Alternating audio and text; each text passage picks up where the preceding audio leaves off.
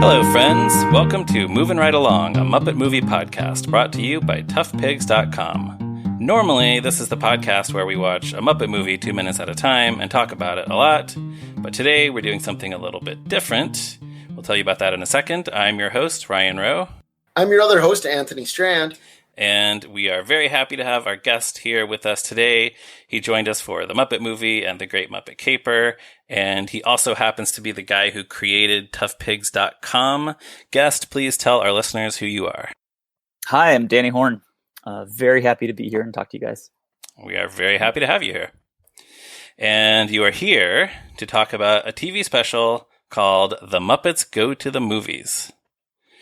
This is from this aired on ABC on May 20th, 1981, as I guess a promotional thing for the Great Muppet Caper. Although yes, the movie actually came out on June 26th, which is a month later. Later.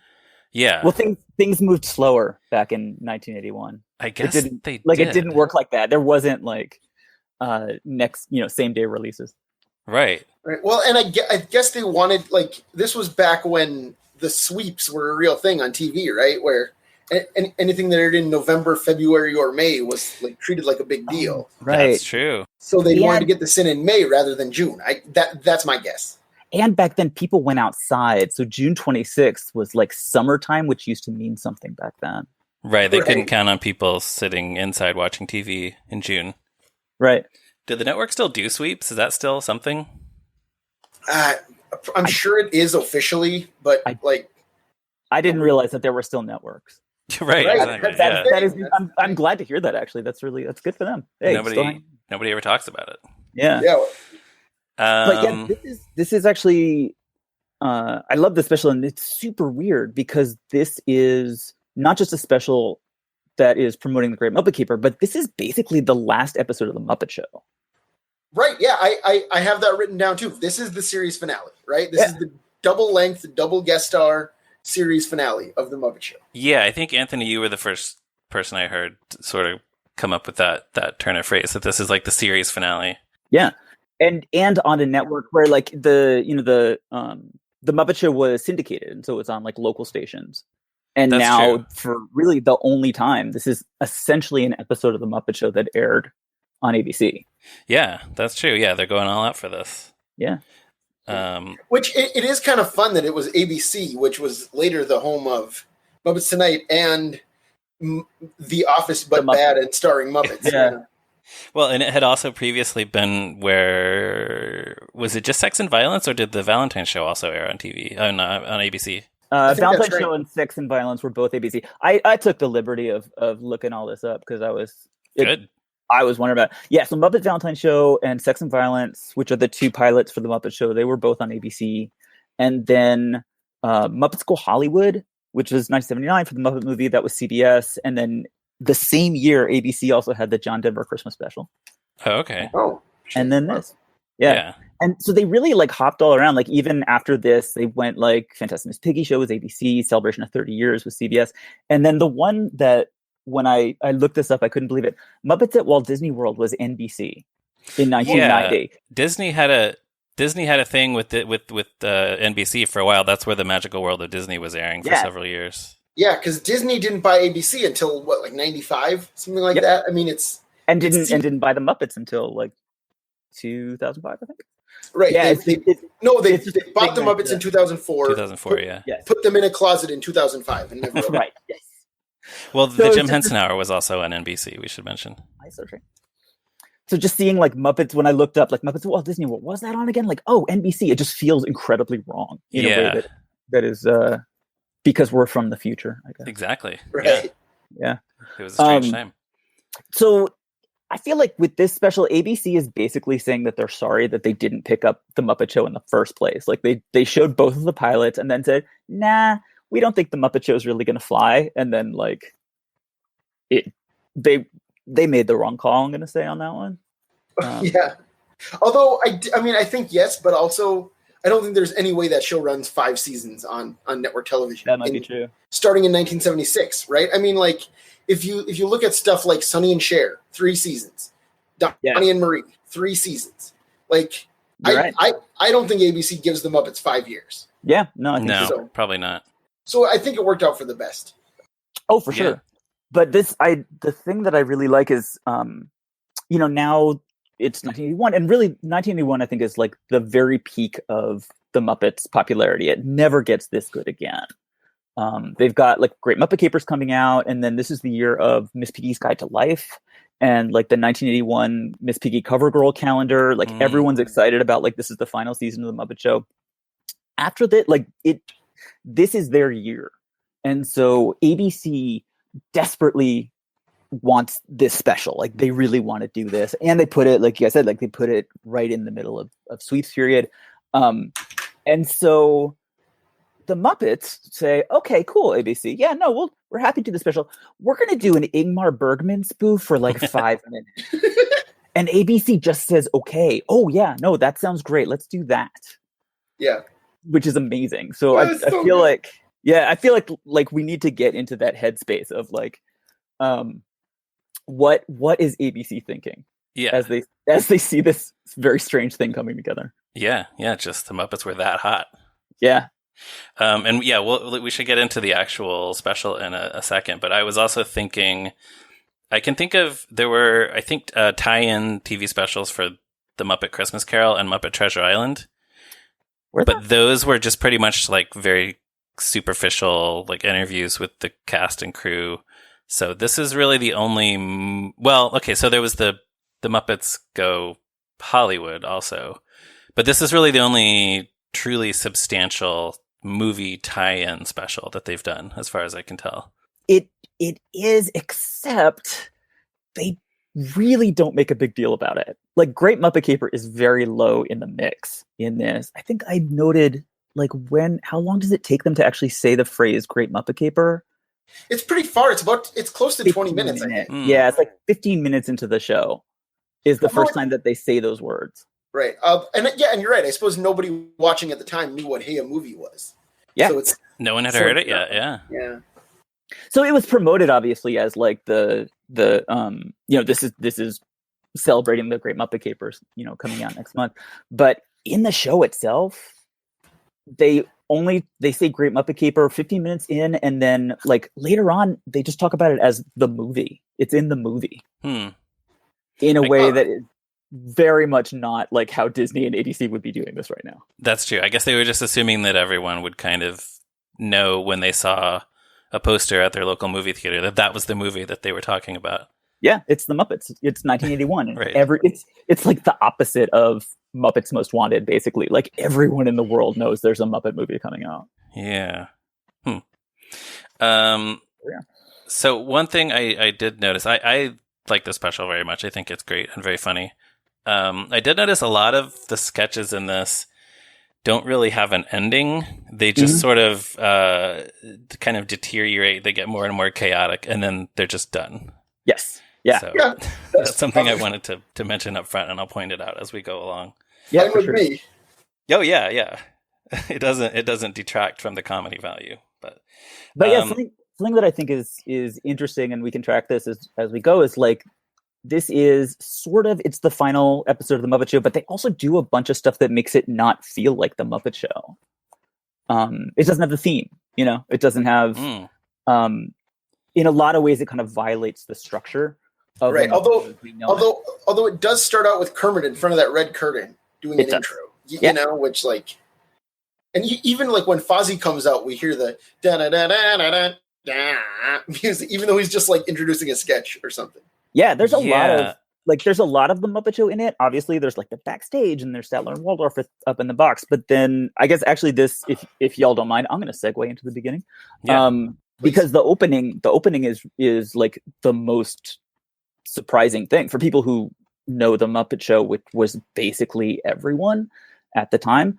Like, it opens with an announcer. Ladies and gentlemen, stand by for the television event of the decade. Never before such excitement. Never before such danger. Never before such passion.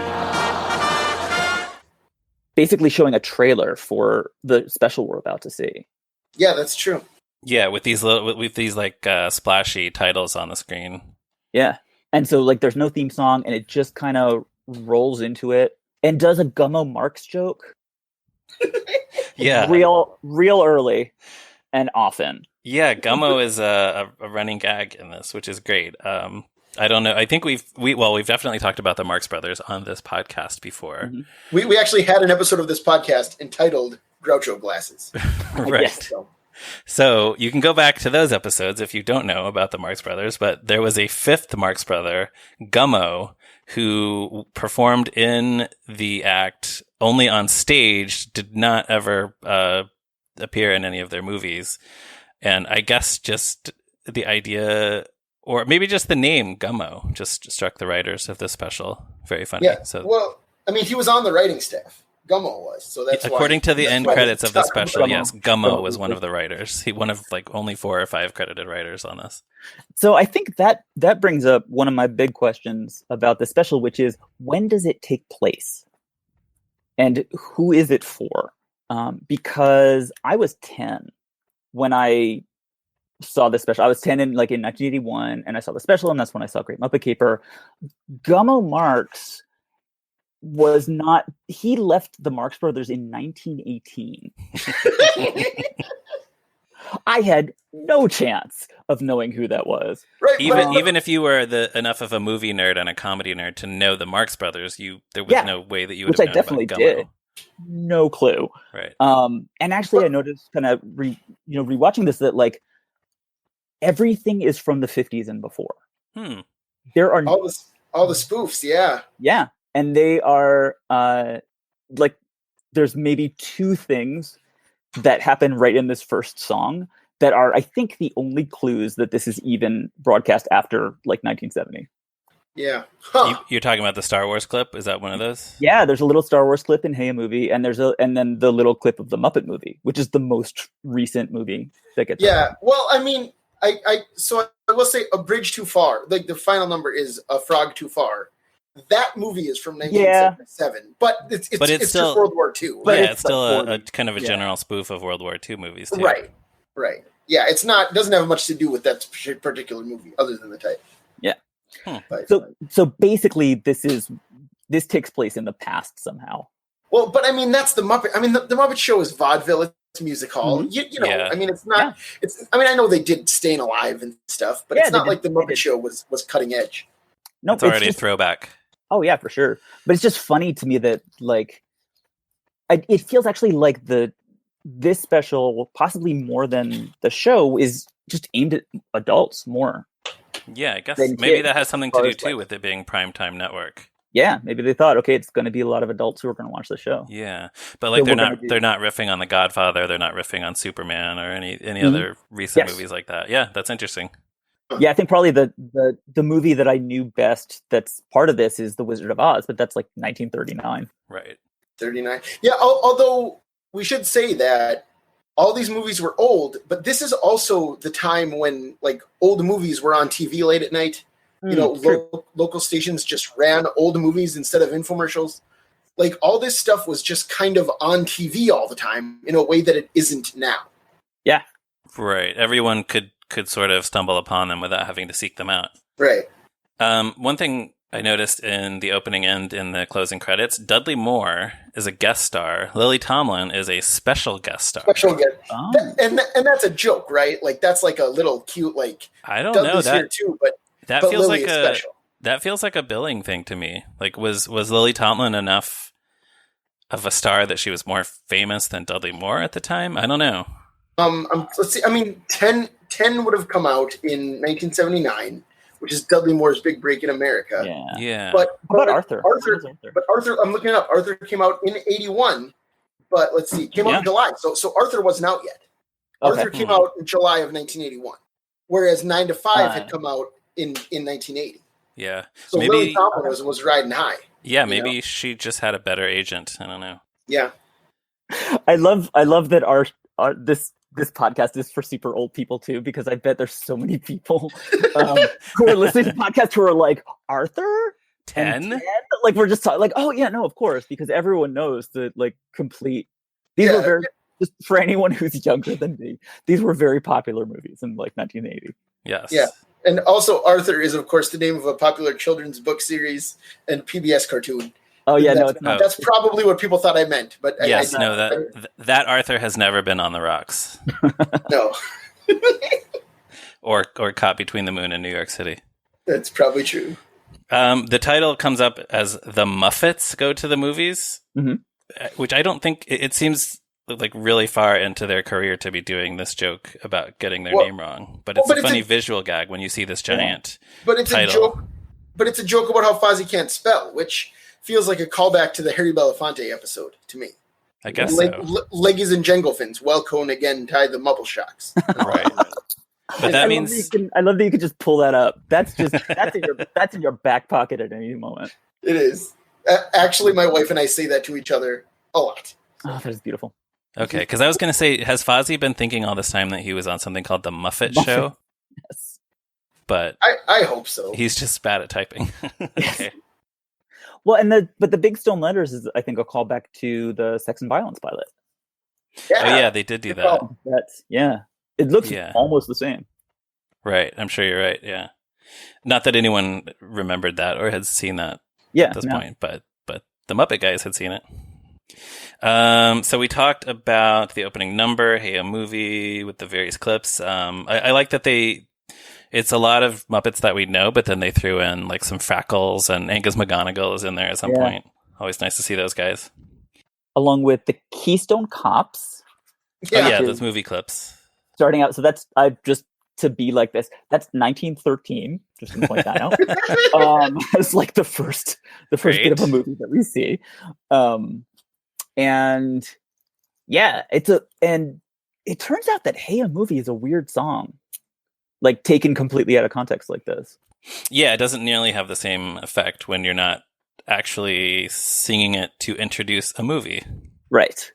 Yeah, and so saying like a movie starring everybody but me, or I'm sorry, everybody and me is what they say. Like in the movie, they kind of use that to like introduce Gonzo and to introduce like Nikki, and here it's super random. Yeah, everyone's just already there. Yeah. So it kind of. Well, I was just gonna say that, and also it's very strange how they're like in these boxes surrounding the screen that's playing old movie clips. Yes. Because it kind of feels like they're talking about the old movie clips too. Like, oh right, yes. Hey, a movie is on TV. Yeah. Let's watch it. You know. Right. Yeah. So I think this number is kind of, because this is like the final episode of the Muppet Show. This is them kind of saying goodbye to TV, and basically bragging that they're about to go and do something more exciting. They're movie stars now. Yeah. Yeah. Yeah, I like that. We talked a little bit about Kermit doing his usual red curtain introduction. I did want to note that he's wearing a very spiffy white tuxedo, which does differentiate it from the Muppet Show. Yes, he really is. The next thing is the Three Musketeers spoof, which is introduced by Fozzie. Statler and Waldorf try to leave, but they can't because the Muppets have tied elastic ropes around them, which seems a little strange. Like, I don't know. Do they really want these guys to be forced to stay there so they can heckle them? I think so. I don't know. It's a good joke, though. Yeah, it is a good joke, and I'm kind of surprised they never actually did it on the Muppet Show. And I always like that sound effect that comes up periodically on the show, that boing. It is now time for the first of tonight's film tributes. Too late, we're going. Aha, don't worry, folks. They'll be back. We tied elastic ropes around their ankles. So the year was 1796. Yeah. And three men held the future of France by a single slender thread. Those three men, I believe, are the three of us. Yes. I'm Athos. I'm and I'm Como, and we are the Three Musketeers. Ta-da! Ta-da! All for one and one for all. Absolutely. All for one and three for a quarter. Man, what a great joke! I love when Scooter says "all for one and three for a quarter." I don't know why, it's so dumb. It makes me laugh every time. I'm glad you stopped, because there was a non-zero chance that the three of us were just going to go and do that from memory. As much as we could have. Yeah. The Three Musketeers are played by Gonzo, Scooter, and Link. Yes. And yes, Link is playing Gummo. So there's our second reference to Gummo. The costumes and the set in this sketch are really good. Yes. Yeah. Yeah, it looks great. Well, this whole sketch it's such a fun, like, I don't know. It's just so delightful. Yeah. Well, there's really not much to it because after they introduce themselves, they discover this, I don't know, the kidnapper, whoever this villain is, and then he drops a clue, and then the rest of the sketch is just them doing this run of ridiculous. I don't know if you could. It would be generous to call it wordplay. It's a crumpet. It's a pumpernickel crumpet. It's a lumpy pumpernickel crumpet. I know what store it's from. It's a Humperdinck's lumpy pumpernickel crumpet. Well, do you guys know the movie The Court Jester, starring Danny Kaye? I do not. I've never actually seen it. Oh, you should both see The Court Jester. It is on hilarious. My Amazon Prime watch list right now. But you should watch it. Well, all of that Humperdinck's lumpy pumpernickel crumpet stuff feels so much like that movie. That's the one where he does like the chalice in the poison, palace. Yeah, the poison in the pestle. Yeah, the vessel with the pestle holds the brew that is true. Right, yeah. And this feels so like, and we all know Danny Kaye is one of Jim Henson's favorite performers. Yeah. He was on The Muppet Show. So I don't think it's a coincidence that this swashbuckling sketch is filled with wordplay like that swashbuckling movie starring Danny Kaye. And that was a reference that I would have known when I was 10 years old. Like, the Court Jester was on, I had forgotten that it was called that, but the movie with the chalice and the palace. Yeah. Definitely, I knew that very well at the time. Sure. Three Musketeers, I did not hugely know. I was sort of like vaguely aware that there was such a thing as swashbuckling, but like Three Musketeers was 1948. And by the way, just to prove that I really kind of nerded out while watching this, they say it's 1796. The Three Musketeers actually takes place in the 1620s. Oh. But the Scarlet Pimpernel, which is a different story, does take place in 1792. So it's kind of this weird mix. So right, and the Three Musketeers don't appear in the Scarlet Pimpernel. Totally different stories. Yeah, that's weird. Yeah. Why did they do that? Well, I think they just both feel like old-timey in France, right? Yeah. Like, I think once history passes along enough, at some point we'll just be like, here's an Old West. Yeah, at some point it'll just be like, this story is set in the Old West. Now here comes our hero, Harry Potter. Or whatever, right. Yeah. That'll be 200 years from now. Right. And seriously, I only know the things I just said because Wikipedia exists, and I was watching this yesterday. I think like them putting those together, like basically it doesn't matter because the thing they want to do is just swordplay, because it's like what's the thing that movies do that we haven't done on TV is kind of the question that they're asking through this whole special, and definitely like they've never done like swordplay and swashbuckling and stuff. Not that they can do it that well in this crowded set, but like no, they're just kind of flinging their swords around, haphazardly. There's a couple times that folks slide down the banister, and that actually it's a nice effect, and and is actually some action. And then it ends with the chandelier swing. Yes, Link swings on a chandelier and smashes through the window, and then he ends up crashing backstage. Yes, and that is a reference to the 1948 movie because Gene Kelly does that. Oh, he goes through a window? As D'Artagnan. He swings on a chandelier. That was like a famous scene from that movie. Okay, now there's another one I got to see. Yeah. And that was haven't seen that either. Gene Kelly, also Muppet Show guest. True. The next sketch is Dudley Moore and Lily Tomlin in a UFO movie, Invasion of the Unpleasant Things from Outer Space. Which has no UFOs in it. Right. Well, that's how Kermit introduces it. But yes, that is an excellent point. There are no UFOs or aliens. There are just giant rats outside the window. Yes. Do the rats look like different puppets than the usual Muppet rats? Or is it just me? I think it's just that they are enormous on screen. Yeah, I don't know. Something about when the rat, presumably Rizzo or whichever rat performed by Steve Whitmire, when he speaks and sort of looks at the camera at the end of the sketch, something about the way he moved seemed a little more expressive than the usual like trigger mechanism rat. Something in the way he moves. All right. Yes, okay. Something in the way he moves attracts me like no other rat. I feel like this is. I'm going to be weird, but I feel like it's something about their ears. But now I'm going to have something. There's something weird about their ears. Yeah, it looks to me more like a hand puppet than the trigger rat that they that they use for the rats and Pepe and the Doozers, that kind of thing. Yeah, that would make sense. So the actual sketch, though, there's not much to it. There are these giant rats outside. Dudley Moore plays a Japanese character, which you would not see today. Well, and he doesn't even. He seems to be playing like a British or American character. Like they don't. He's wearing like a.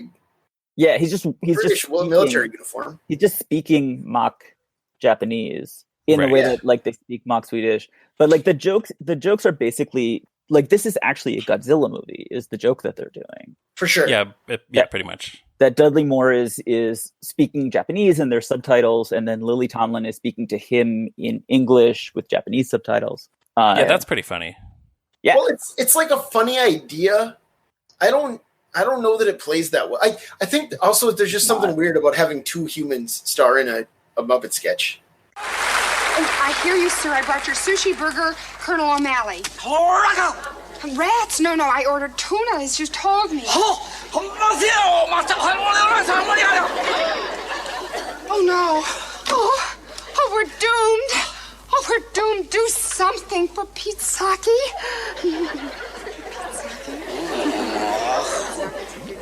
Oh, yes, sir. I'm sorry. That like feels off. I don't know. This is actually the only time I think, other than the very end, where Dudley Moore and Lily Tomlin are on screen together in this. So maybe they were just looking for some way to make that happen. Yeah, probably right. Dudley was probably kind of upset about Lily being special. Probably the special guest star, yes. Yeah, and he's not. Although special. I did enjoy that when she says for Pete Saki, she repeats Pete Saki again quietly in Dudley Moore's ear, like to emphasize how dumb that joke is. I also like the gag where, so we've seen the subtitles popping up, and then he suddenly expresses his love to her, and he starts speaking really fast, and the subtitles just zoom by way too fast for her to read. That's a very decent gag. Yeah, it's all cute. Yeah, but it does feel weird. There's something that feels off about it, and and not Muppet Show. Right. It like we talked about other 70s variety shows. This feels like it could be a sketch on Sonny and Cher or something. Yes. Yeah. You know? Yeah, without the rats outside the window, and the rats could honestly be anything. Right. The rats could be Sonny Bono. It'd be fine. Yeah. That would have been funny. Yeah. It would be funnier if it's Sonny, you think? Yeah. But what would he be, a very special guest star? Yeah, I guess so. After the sketch, the Waldorf tells Statler that in foreign movies, dubbing is worse than subtitles because the lip movements never match up with the words. And as he says this, his lip movements do not match up with the words. Now, was that joke fresher in 1981? I feel like that's the thing that like Disney Channel sitcoms do all the time. Like, yeah, no, I assume it was, and also I like it also because it's a Muppet, whereas you can do that gag without even having to dub Waldorf. It can, Jim Henson is just flapping his lips randomly while delivering the line a little bit too late. Yeah. Yeah, I like that part. The next thing is introduced by Janice. She tells us that The Wizard of Oz is her favorite flick, and she wants to move to Oz, which is sort of like we're seeing new sides of Janice here, I think. That is true. There's some good Janice. Yeah, it's not. It doesn't seem surprising that she maybe possibly thinks Oz is a real place and wants to move there, but yeah, I like this. I want to find out more about Janice's favorite movies. And she's introducing a Wizard of Oz number. It starts out with Piggy as Dorothy singing Somewhere Over the Rainbow with Fufu as Toto. We have Ralph coming in to tell her she's in black and white. Fufu becomes a real dog briefly in this, which I always like when they do that, because it kind of keeps you guessing. At a certain point, Ralph says, cue the color. Scooter shows up as the Scarecrow, followed by Gonzo as the Tin Man, Fozzie as the Cowardly Lion. They sing, if I only had a brain, a heart, the nerve. Of course, many years after this, the Muppets Ryan, this is the only time. This is the only time they riffed on the Wizard of Oz. The Wizard of Oz. Yes. Okay, Anthony, you can cover your I will- ears I will for the buy next into it part. as well. There's no Ready? reason. There's no reason to talk about that, Ryan. Everyone knows. Everyone knows that no one wants to hear it. Like, Does everyone know? everyone knows. If they don't, we shouldn't tell them. Everyone knows about the thing that didn't happen. Okay, but is Anthony, it, we can't. is it moderately, mildly interesting? It is that mildly interesting. Yes. in the TV movie starring Ashanti as Dorothy, they cast Kermit as the Scarecrow? It's mildly. Well, I mean, they weren't going to cast Ricky Boyd as Scooter as the Scarecrow. No, of course not. Of course not. But it's interesting that they kept one of those castings, and they got rid of one of those castings, and they kept Gonzo as the Tin Man and Fozzie as the Cowardly Lion. Yes. Gonzo, in this version, does not talk about his tin nipples. However. Gonzo does not have visible nipples in this version, no. Yeah, which is a shame. That's actually the only thing. That's the only good joke in the no. It's like that's the only way in which this scene could have been improved. I really think that this is one of like the perfect Muppet show numbers. Yeah, man, it's so good. Yeah, it's very charming, and it really doesn't have a lot of jokes in it. Once, as far as there's the cue the color, but then after that, there's not really anything happening that's funny. Although the audience, the laugh track does laugh just to see the Muppets come on in their costumes. Mm-hmm. But yeah, mostly it's just kind of charming and fun to watch them do The Wizard of Oz. Yeah, well, I mean, everybody knows these songs, right? And it's great. It's just fun, like you say. It's and this I think this is like of the what is now like three scenes in, and this is the first scene I think that really like the Three Musketeers feels kind of weird and cramped. The Godzilla movie is just weird.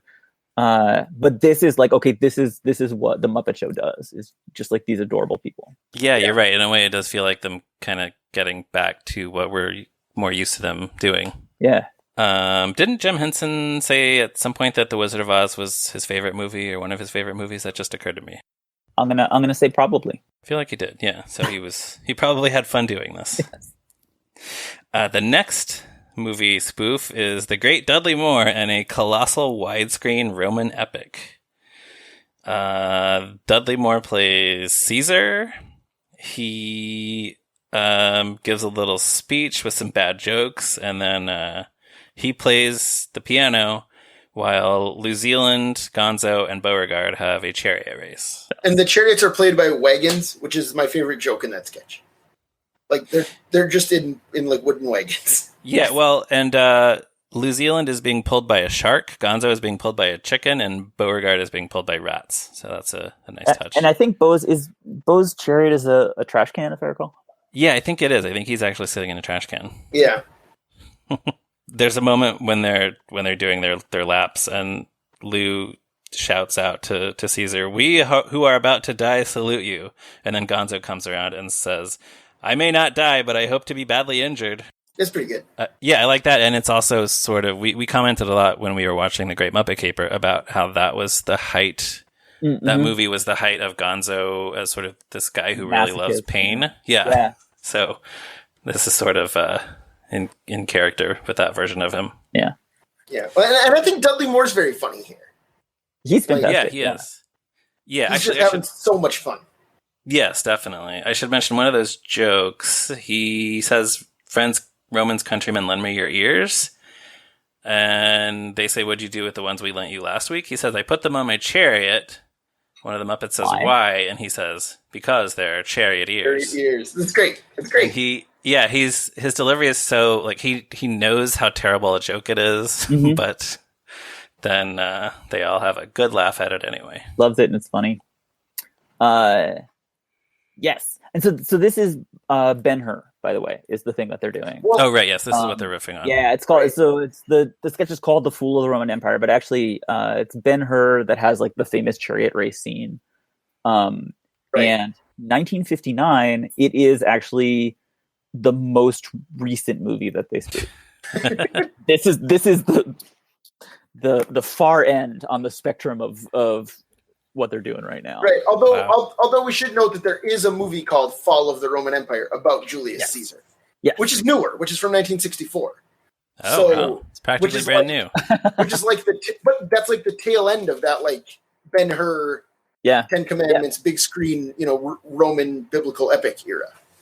So it's like that and it was not a hit. Like Ben-Hur was a massive hit, right? And Fall of the Roman Empire was a flop because nobody cared about that kind of movie anymore. Right. 5 years later, So the thing that I love in this sketch so much is that it's basically just Dudley Moore playing the piano.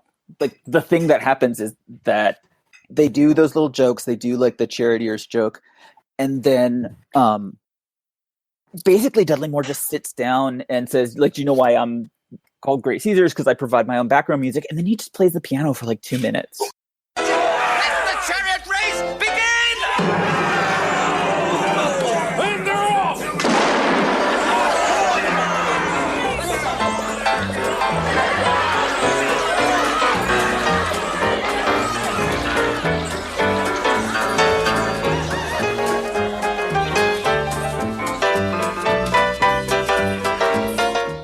What I love about it is that he says, because I provide my own background music, and then kind of goes, yes. Like, it's so good. And he was so much fun. So Dudley Moore was actually, like, before 10 and before Arthur, like, one of the things that he was famous for, I guess actually they do this in the Muppet Show when he's on the Muppet Show, is that he's just like this comic piano player.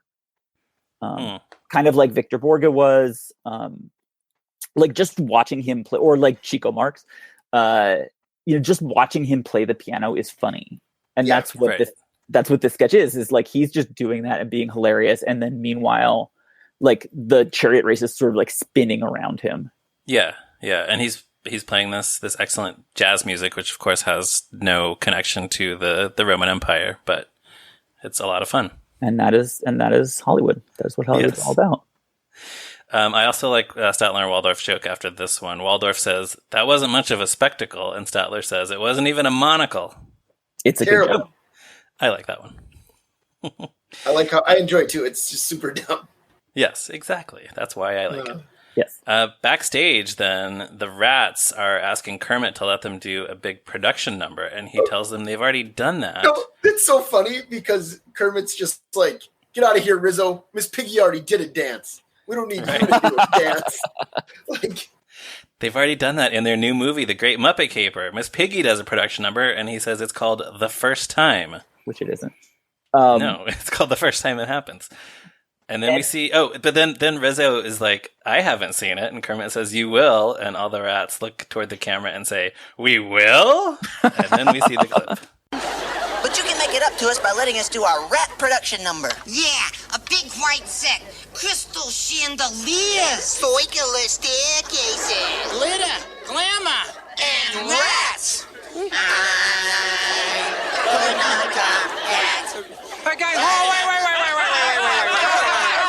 Listen, we've already done a number like that. We did? What? Sure. Listen, in our new movie, The Great Muppet Caper, Miss Piggy does a production number called The First Time. I haven't seen it. You will. We will.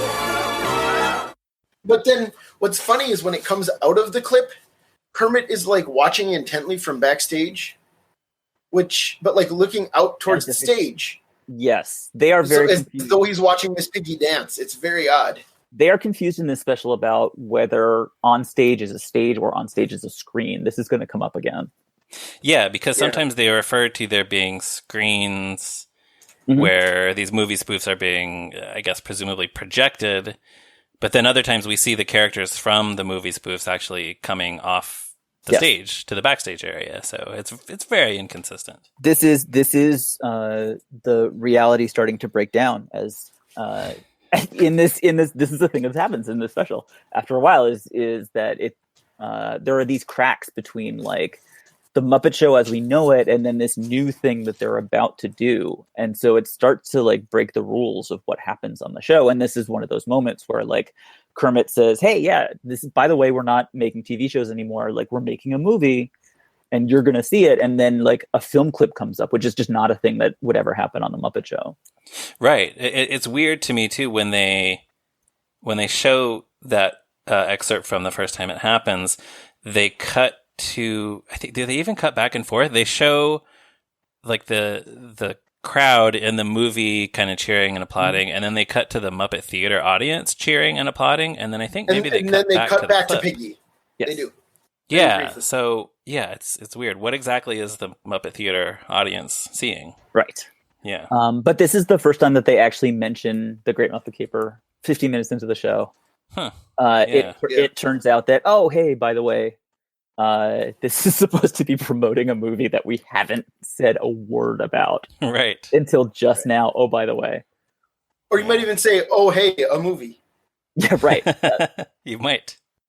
So Kermit is watching from backstage, and that's when Lily Tomlin comes up to him, and she wants to tell him that she thinks he's very attractive, and he is trying to tell her, before he gets interrupted by Piggy, he's trying to tell her that it's a mutual admiration society.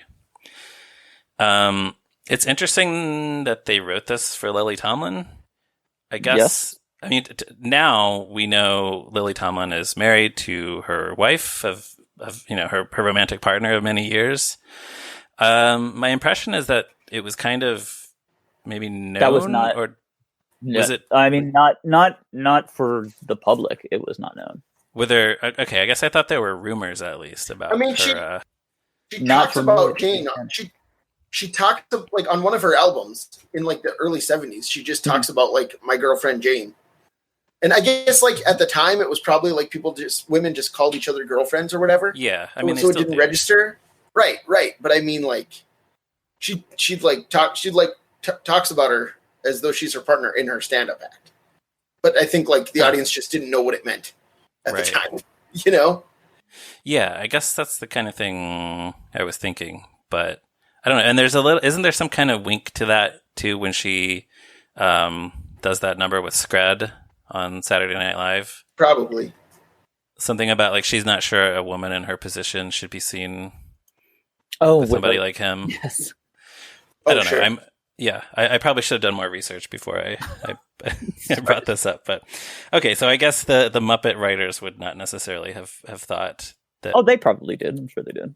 But yeah, like, I mean, just because they're working with her, but the audience at home knew. I think at this point, like, what was she famous for at this point? It was like 9 to 5, I guess. She had been on Laugh-In, and 9 to 5. And the Incredible Shrinking Woman, which might have been after this. That might have been the 80s. Oh, I don't know. It's like 70, 79. I want to say it's like 78, 79. Something like that. Yeah, that was, I just remember, like, I had definitely seen that movie, and that would be very fresh to me. Sure. And I think it's 81. It's actually the same year. Oh, is that right? And that's, I think, Lily Tomlin and Charles Grodin, right? Yeah. So there you go. Great Muppet Caper link. There's a point where I'm just nerding out, and there's no reason. Right. It's not interesting. I'm just pointing things out. Oh, absolutely. That's what we do. Yeah. Anyway, Lily Tomlin then introduces the horror movie sketch. She starts to go into this thing about how cheap and unrealistic horror movies are, and then she gets mobbed by Muppet Monsters, which is fun. That feels so much like the Vincent Price episode of The Muppet Show to me. Yeah. They just kind of crowd around her, and then she just kind of disappears. So I don't know what they did to her. I don't know why, but they've asked me to come out and introduce the Muppets tribute to horror movies. I mean, me of all people, it's almost ridiculous because, well, I've always, quite frankly, I've hated those tacky horror movies. I mean, I think they're almost laughable. Those cheap lighting effects. And those unbelievable monsters. I mean, some of the things that I've seen created are they're really almost.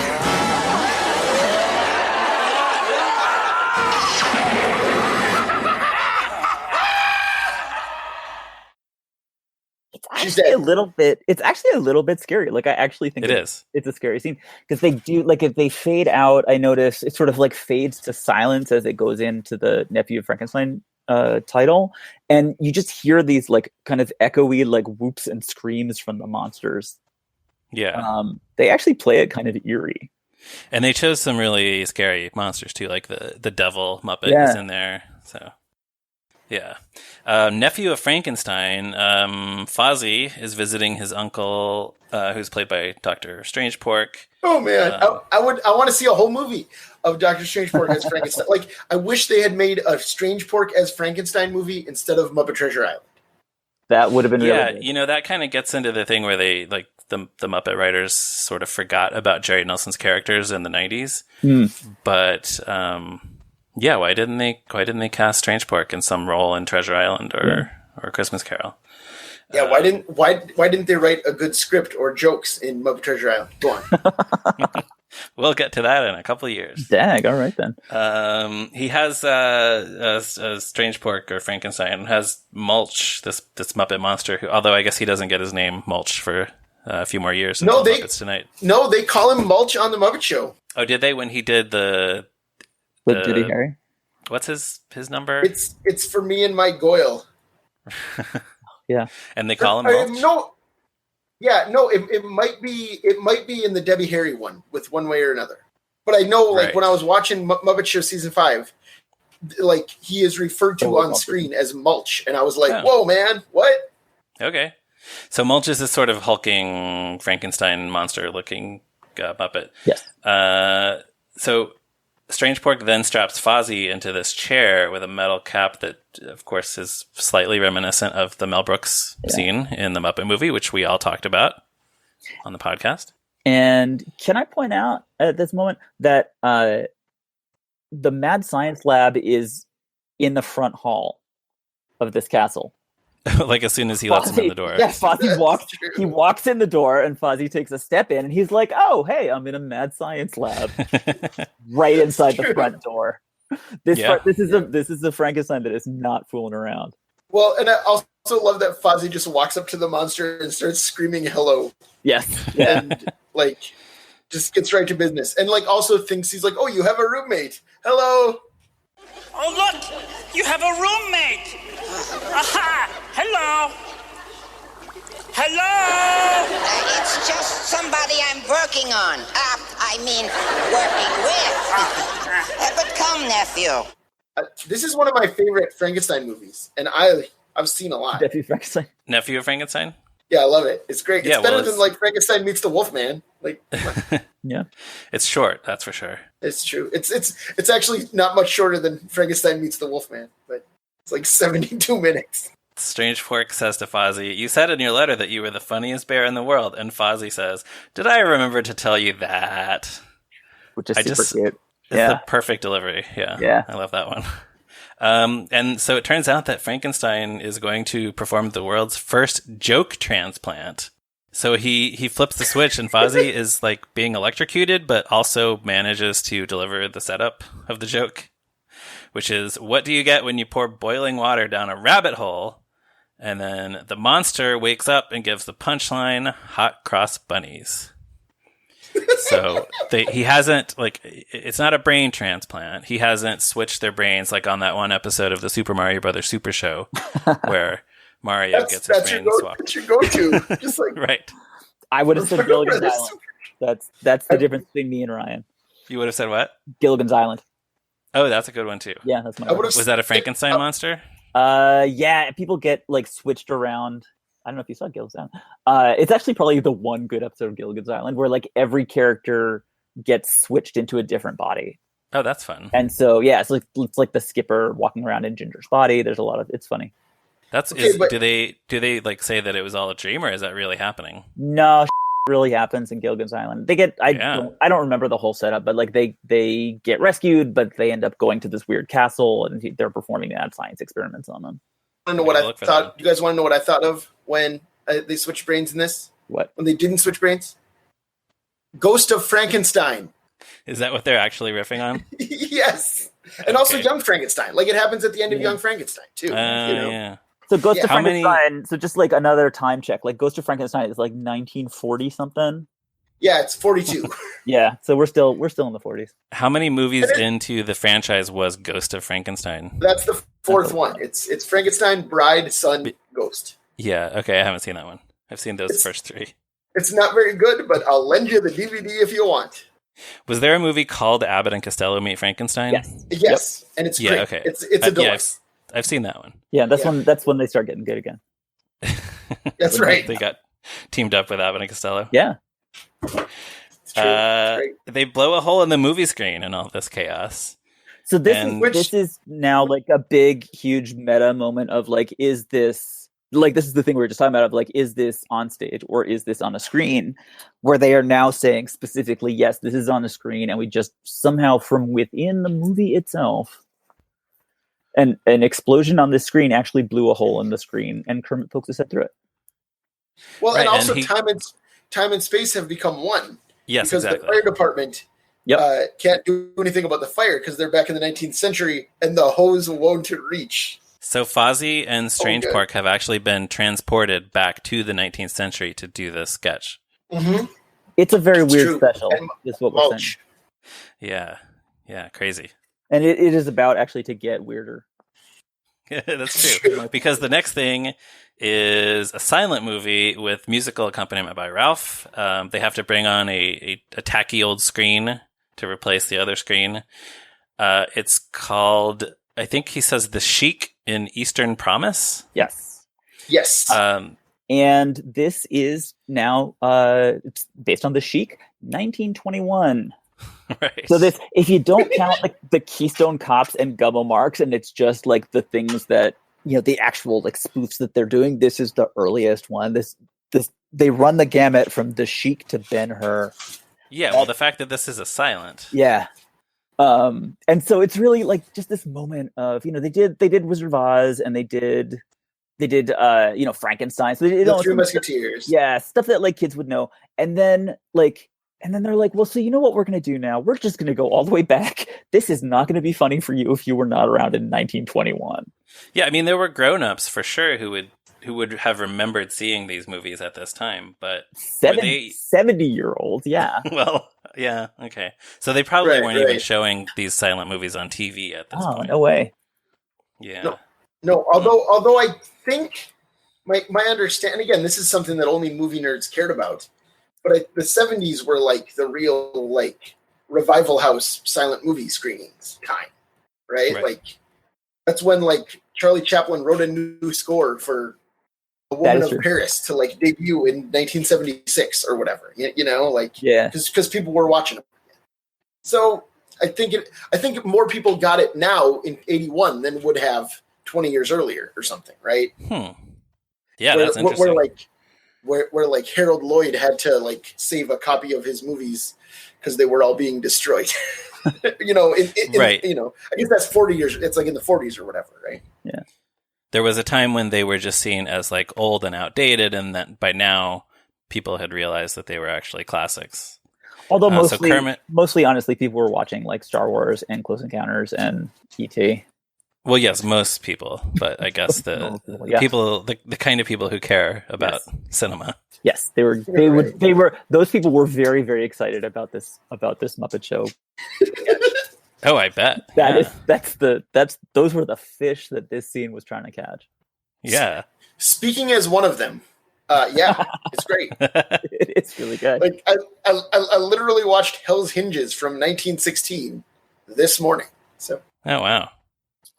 Well, Kermit plays this Rudolph Valentino. Wait. I know that this episode is going to run crazy long, and no one's listening anymore. I just need to know why you were watching 19. Have you met Anthony? Why did I watch Hell's Hinges? Well, Anthony?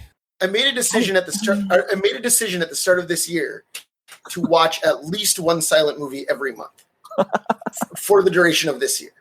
And actually, a Woman of Paris was one of those. Also, I hadn't seen that yet. It's not great. I didn't love it, to be honest. I love you so much. So you know what? Why did I watch Hell's Hinges specifically? I had never seen a movie from 1916, and I didn't like having that gap in my database of every movie I've ever seen. That is beautiful. You know what? That your little son, your cute little son, when he is 10. He is going to get every joke in this entire special. That's probably true. He's going to be like, "Oh yeah, no, the Seventh Seal." Well, this is where I point out, and this probably will not make it into the final podcast, but Anthony and Joe and I did a a phone conference call while we all watched the silent movie Wings from, what is that, 1927? 27, yeah. And Anthony's daughter Iris stayed, like, she hung out for the entire movie, like actually engrossed in this. Yeah, she 2.5 hour. She was like pretty into it, and she was 4. Yeah. Yeah. She was really into Clara Bow, though. I mean, it's like a woman who wears like, short skirts who's like dancing around. Iris loved it. She was like, "This is great. I want to be like her." She wants to be an it girl. I don't see any reason why you need to cut this bit out of the show at all. We're just see how it goes. Yeah, we're just gonna roll. Anybody who's here right now, they know where they are.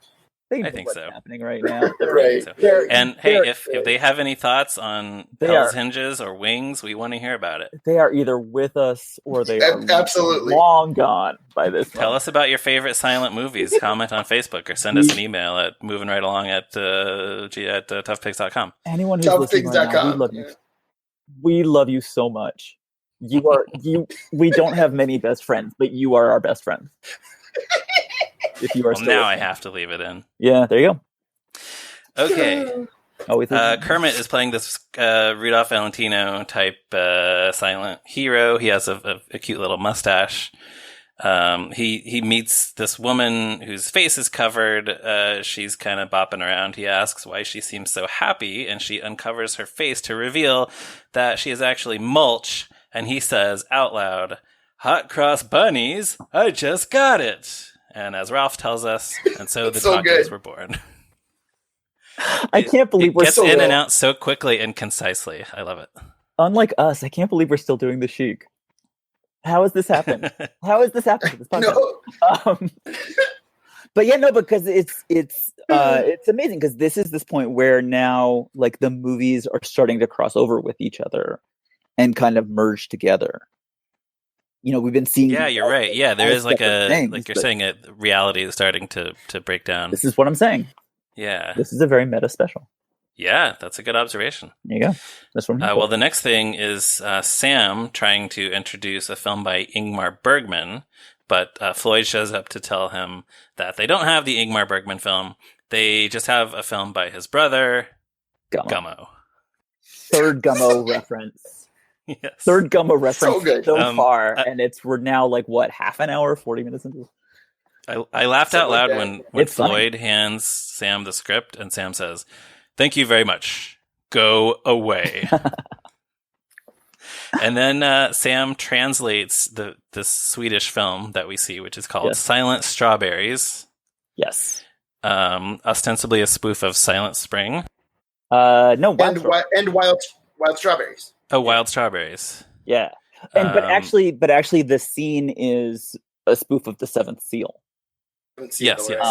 And so this is another. So actually, like a crazy thing is, The Seventh Seal and Wild Strawberries both came out in 1957, and so like Ben-Hur is 1959. This is the second most recent movie that they do, and it's in black and white. And it's this. Yeah. And honestly, like if I don't know if there are folks who are. I don't even know why I'm saying this sentence, but like if there are people who are listening to this podcast who haven't seen this special, like this, go and watch this scene. Yeah, this I have watched this sketch with a room full of people. Yeah.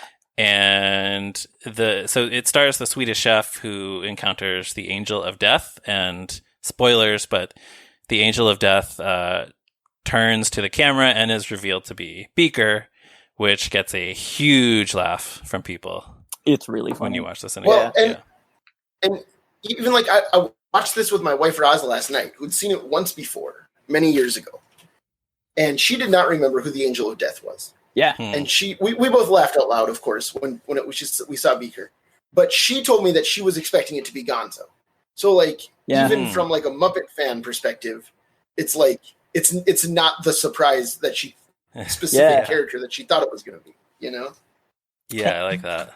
And as weird as it is, so it's like it's Beaker, but he's got this black hood on, these huge like white kind of angel wings, but like stylized angel wings in a sight. and it's in black and white and on a little screen, and it is actually legitimately haunting. It is spooky, yeah. Yeah. It's super weird. And then the next line is like Swedish Chef says, "I am not ready to die." Yeah. Just again, I just want to say ABC TV. Right. A funny puppet show. Funny puppet show. It's going to be like black and white Swedish 1957 spoof with Beaker as the Angel of Death. Primetime television. And because ABC. There's like nothing about that would ever be on television now. Sadly. For like any reason. Absolutely true, yeah. Well, if this was on ABC now, it would just be Kermit singing the Rainbow Connection. Yes, and you're so right. For the 5,000th time. Oh, and by the way, just so you know, like the Seventh Seal is actually it's a movie about the Black Plague. Yeah, that I have seen that movie. It's been a long time. I don't know. Put that out there. It ends with the Danse Macabre, where like yeah, death and the people that have been killed during the movie sort of dance away across the mountaintop. It is a weird thing for the Muppets to be doing. And, well, I should probably watch that again. And that's people are now going to be inspired to go watch the special and then go watch Seventh Seal. But then this movie, like then the spoof really morphs into something new. Yeah, it becomes the typical of the special, the typical just descending into pure chaos. Mm-hmm. When the chef says, "I'm not ready to die," Beaker says, "If you do not wish death, how about a rubber chicken?" And then just like so good.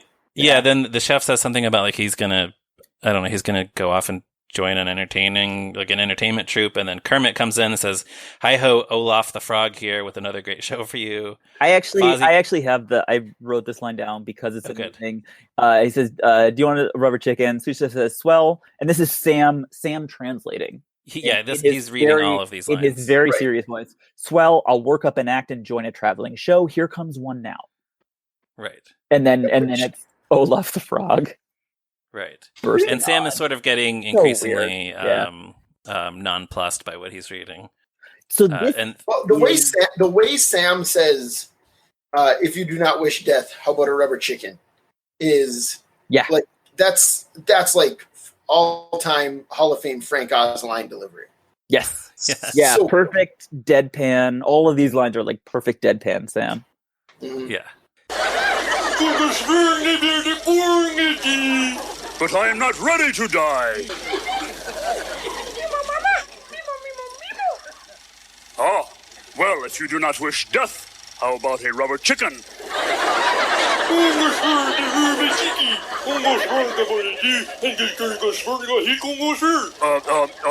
Swell, I'll work up an act and join a traveling show. Here comes one now.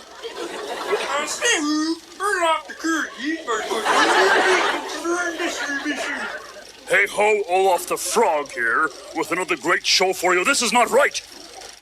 Well, then, because in just a second here, Fozzie comes in and tells a joke, and then he says, "Dushka, dushka, dushka," and Sam looks down at the script, and then, like, completely disgusted, he looks up and says, "Waka, waka, waka," which is phenomenal, which is fantastic. And then they all sing "Hooray for Hollywood" in fake Swedish.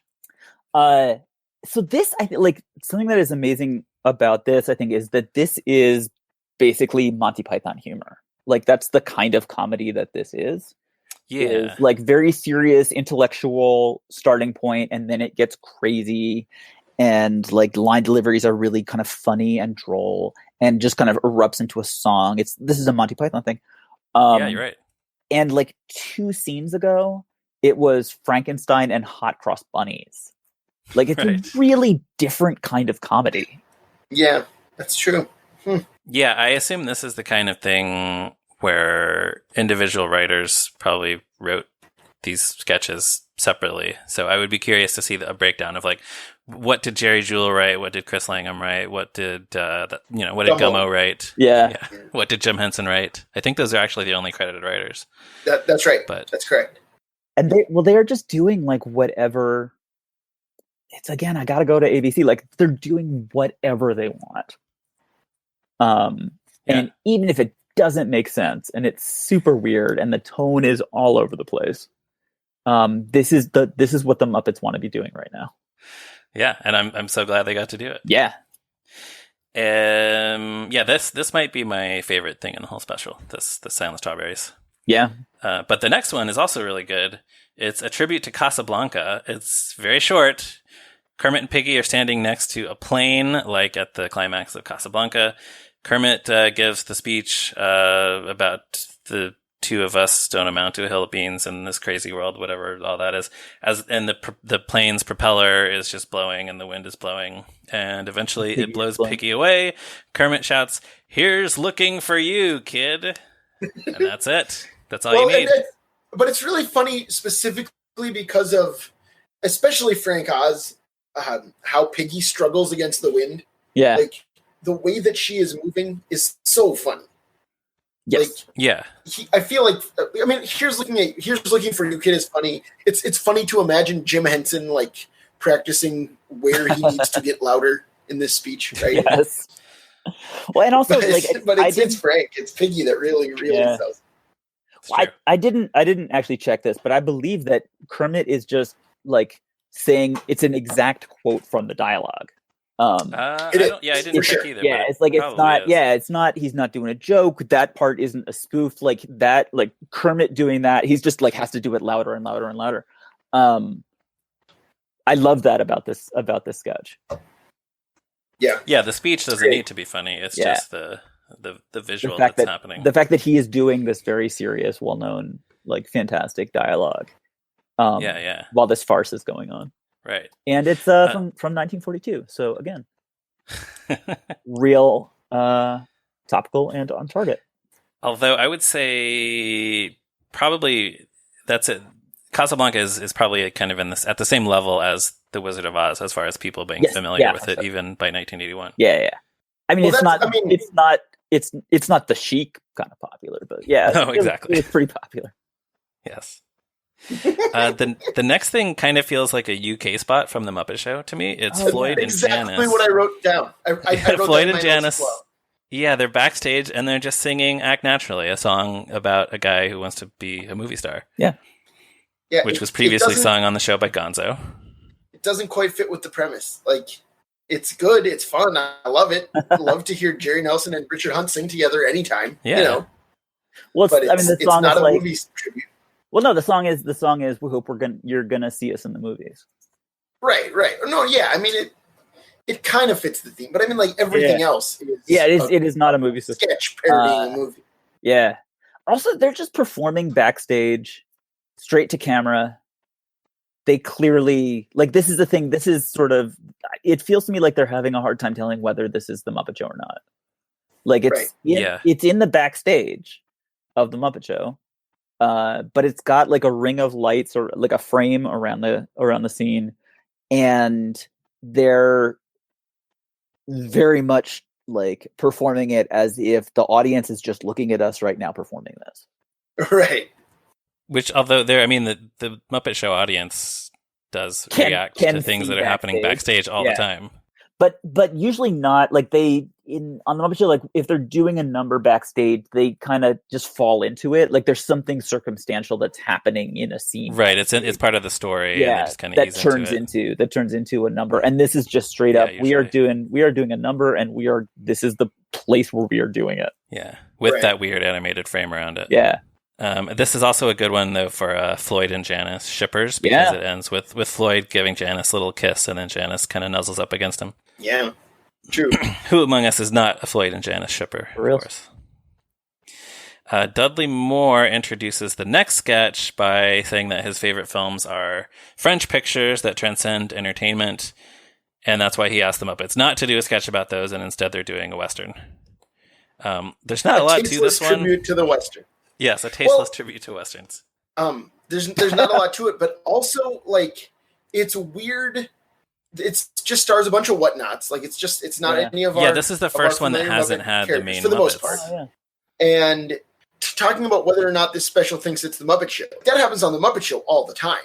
This is the only time in a TV special, where something like there's no scenes in Muppet Family Christmas or Muppets at Walt Disney World where it's like here's the some random puppets we had laying around singing a country song or whatever.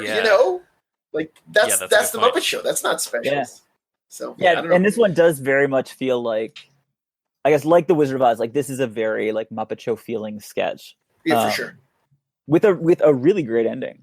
Well, yeah. So it's these lawmen Yeah. and bad guys who are engaged in a chase on horseback. The bad guys are riding cows, which is funny.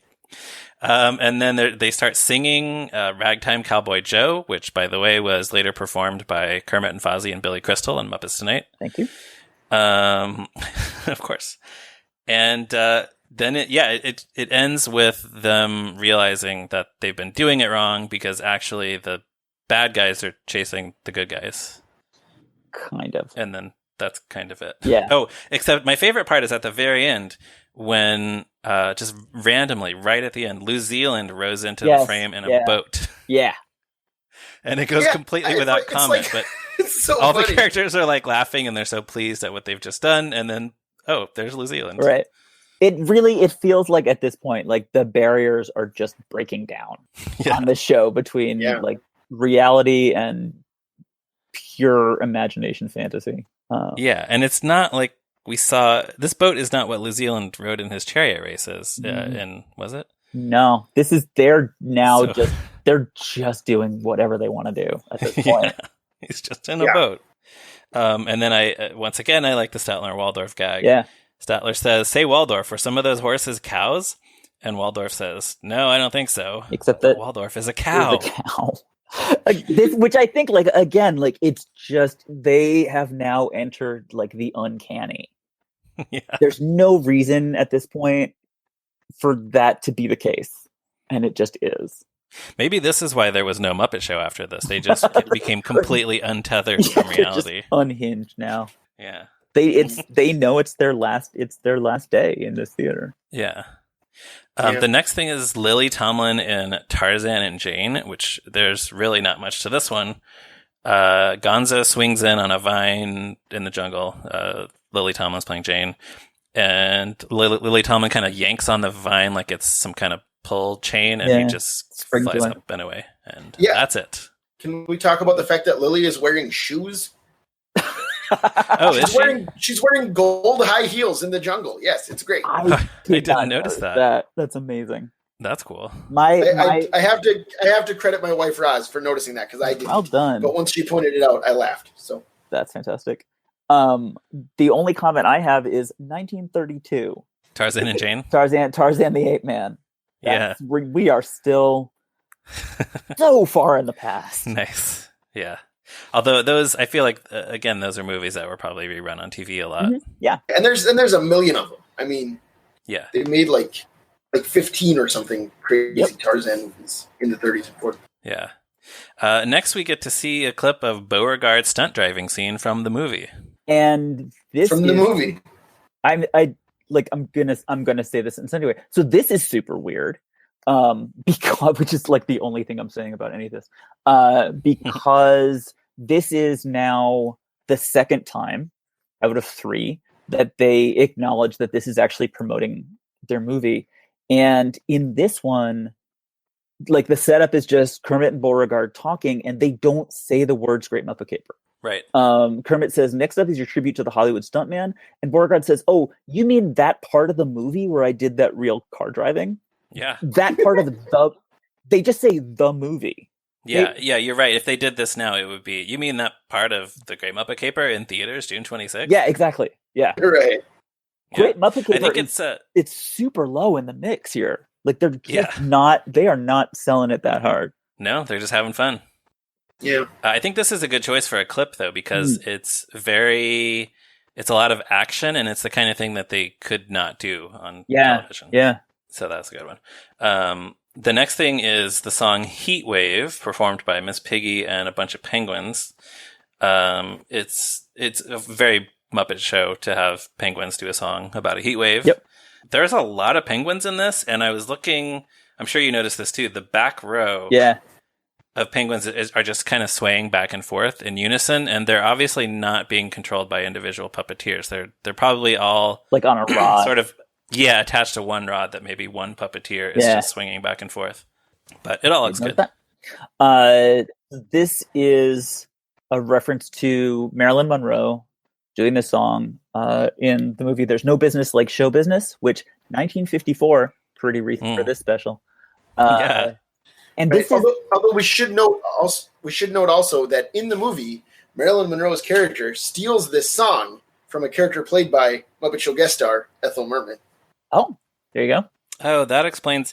Yeah, I looked up briefly on the Wikipedia article for this song because I wasn't sure. I thought there might be something interesting to the history of it. There wasn't anything that interesting, but it does predate that movie and that performance by Marilyn Monroe. Yeah. But the Wikipedia article said something about the song, like Marilyn Monroe stole the song from Ethel Merman for this movie, and I was that's not a neutral point of view for Wikipedia, but in the movie that happens. Right, within the context of the movie's fictional narrative. Might need to edit that page a little bit, make that clear. So something that I like about this is it gives Piggy like another big number. Like she had kind of the first, not the first number, but like the first like really big thing with the Wizard of Oz. But this one, like just considering that she's the star of the Great Muppet Caper, and so much the Great Muppet Caper is focused on like how fantastic she is. I really like that in this, the opening verse, which is sung by the Penguins, is all about like how great she is. And it's this really wonderful like setup of like, now we're going to sing about how amazing Miss Piggy is. And then there's the reveal. She kind of like turns around. And this is like a moment where they are very excited about Miss Piggy. Well, and it's also about how hot she is. Yeah. It has the line, "Gee, her anatomy made the mercury jump to 93. Yes.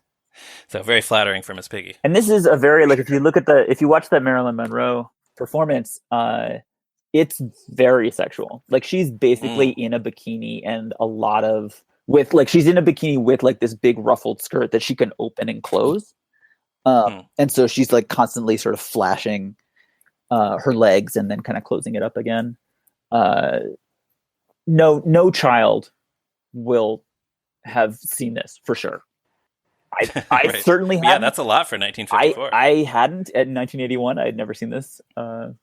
And again, this is for the grown-ups. Yeah. After the number, I always like the just the little brief interactions with Kermit. Yeah. Between Kermit and the performers at the end of a number. Kermit says, "Nice going, penguins," and the penguins are just going whack whack whack whack, and he goes, "Yeah, whack whack whack whack, yeah." I love that stuff. Next, Piggy insists that they show a clip of Kermit's big number, his big Fred Astaire tribute. And we see a clip of Steppin' Out with a Star. And they do say this time, they say Great Muppet Caper. Okay, I wasn't sure. Yeah. I should have written that down. Oh no, I'm on that. Yeah, good. You're very vigilant. Yes. So Steppin' Out with a Star, another good choice. That's a good song. Absolutely. And then the next thing is Goon with the Wind. Dudley Moore plays Rhett. Miss Piggy is Scarlett O'Hara in a spoof of Gone with the Wind. That was 1939. Yes, it was. So. That's cool. That you knew that you were sniping me on that one. I appreciate it. Well, that's just one that I have. You had that one year it came out. Yeah. Yeah, there's some stuff where like Dudley Moore is struggling to hold Miss Piggy up because she's so heavy. That's not so funny. But Miss Piggy is doing this hilariously overdone Southern accent as Scarlett. That's so funny. That stuff is great. Our love burns brighter than the city of Atlanta. Our love is like a beacon, flame that you have kindled in my heart. An all-consuming passion, fanned by desire into a raging inferno of romance. Scarlet, who could put out a fire like that? This is all happening while Atlanta is burning behind them. So this is just another one of these in this special that becomes more and more chaotic, and then it's just done. Well, but I love when the firemen rush in. Same firemen we saw earlier in the Frankenstein sketch. Come rushing in, and Piggy just screams, "What are you doing? Will you knock it off?" It's so good. Yeah. And Atlanta just burns. Yeah. Yep. Miss Piggy's funny. She is very funny. She's great. Then we come to the most elaborate sketch in the special. I guess this is kind of the big finale. Yeah. It's A Frog Too Far. It's the World War II movie. Kermit is a soldier who's thinking back on his experiences with 3 different women he's encountered, all of whom are played by Lily Tomlin. Mm-hmm. You got Francine, the wholesome girl at home, Gloria, the grease monkey, who is very funny. She's like a very aggressive Rosie the Riveter type. There's a moment where she wants Kermit to dance with her, and she just starts swinging him around, which we've talked about this before. It's always funny when they do physical comedy with the puppets. Yeah. And they just happen to be standing right in front of a bunch of bombs while she's just kind of frantically swinging him around. And Lily is so into it. I mean, she's having she's terrific as all 3 of these characters. Yeah. Hey, listen, I have a mission to fly, but when I get back, maybe I could buy you a root beer. Well, I'd love it. We could play the jukebox and cut a rug.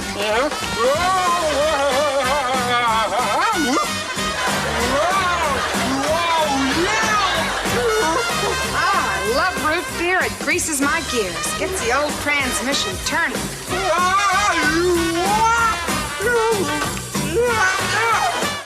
The third one is a nun who takes care of him when he crashes his plane and wakes up with amnesia, which is interesting because in a few years he will also again have amnesia in a movie in the Muppets Take Manhattan.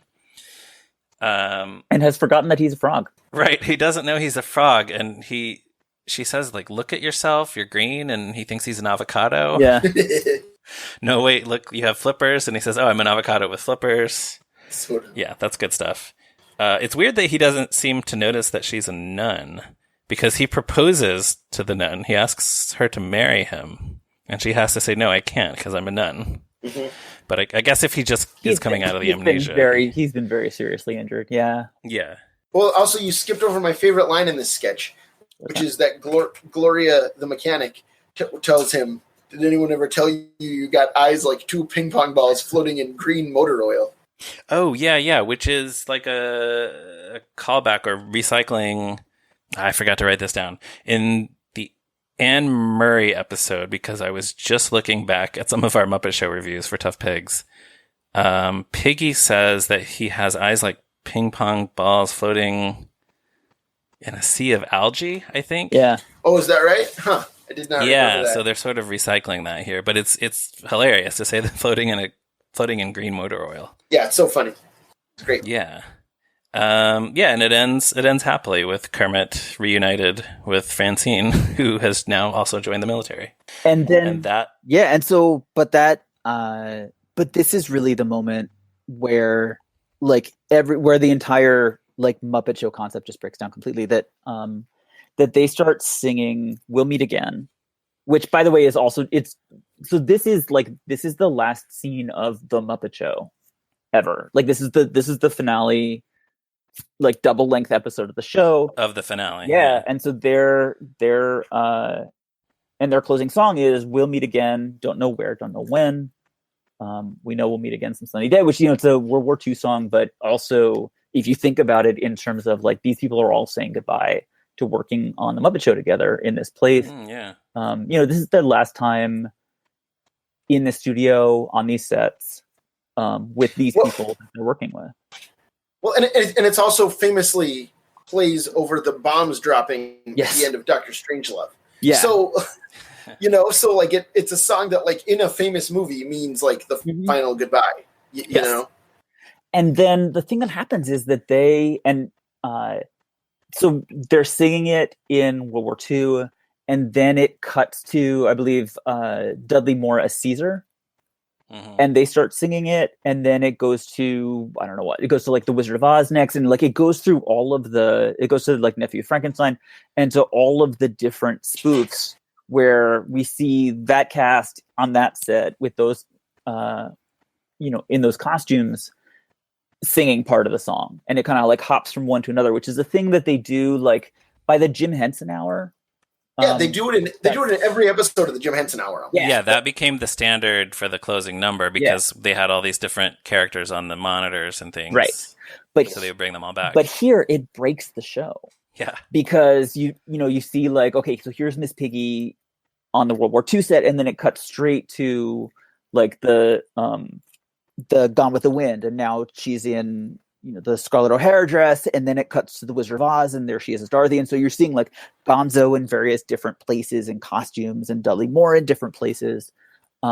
And it doesn't make sense anymore as this is a vaudeville stage show that's happening on stage. Like, they would never have been able to do this in the Muppet Show. Right. Yeah. How many different places can Gonzo be in at the same time? Right. Right. Yeah. And so that kind of breaks the whole structure of what they're doing. And then at the end of that, the last thing you see is for like the last couple lines, the words "the end" comes up and the camera pulls back, and so you can see that it is just a movie screen on stage. It's not actually, they're not performing on stage. And it pulls back, and through what should be the audience, but there isn't really an audience there. And instead there's just some characters who are also singing, and so it's just not really the Muppets on stage anymore. And so it pulls back and back and back, and then out the door of the Muppet Theater, which is never happened. Yeah. And then it kind of pans up, and you see the Muppets go to the movies as a kind of neon marquee, and then pulls back, and you see the Muppet Theater. And it is the first time that we have ever been outside of the Muppet Theater looking at it.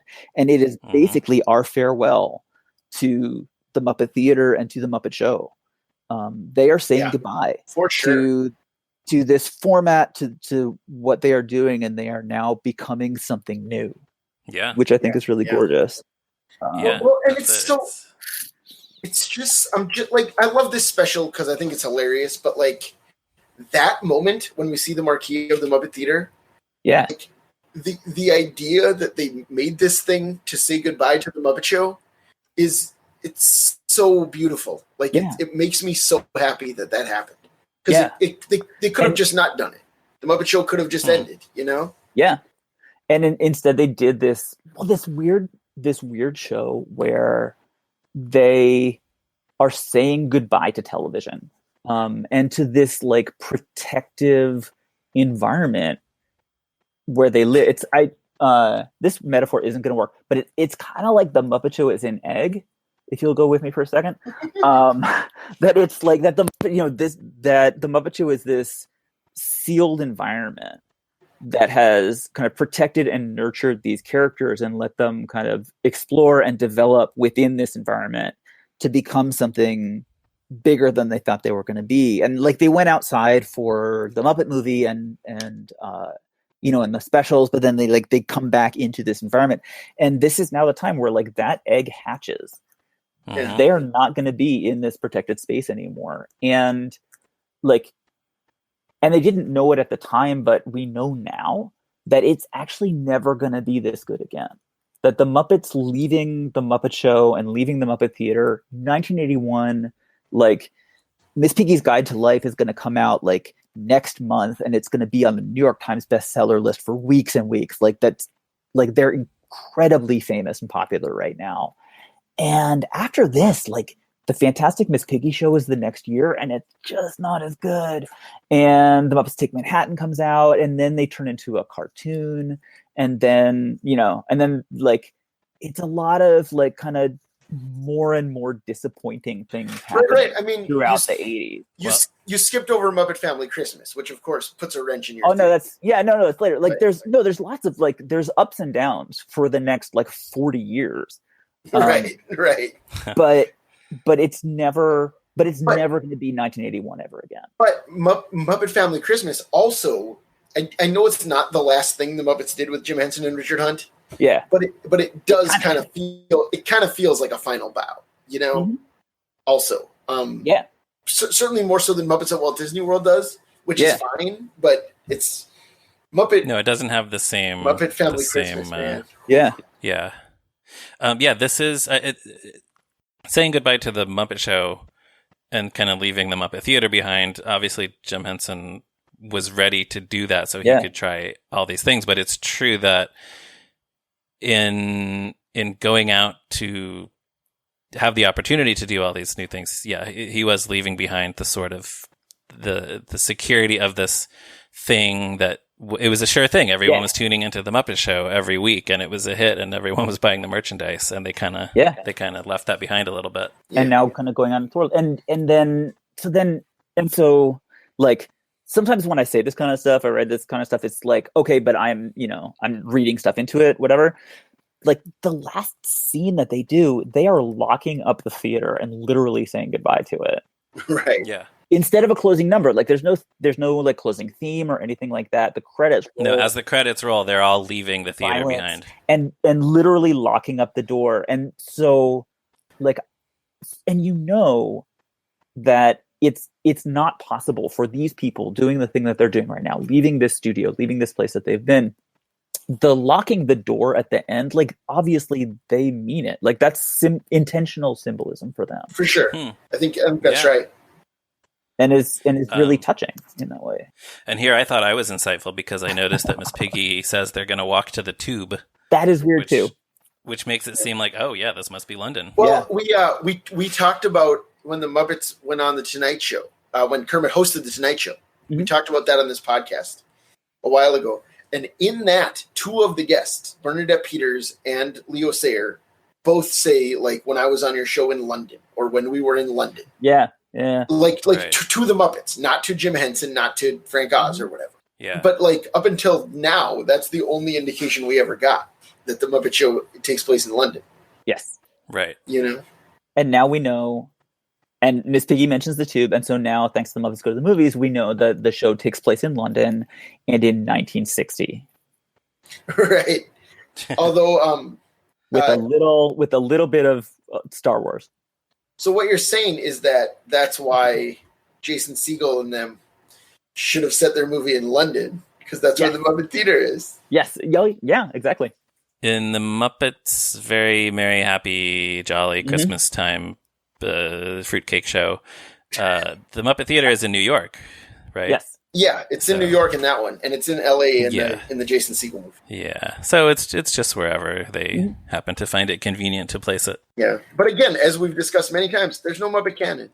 There is no Muppet canon in there. It can be fun to talk about, but it ultimately doesn't lead anywhere. Right.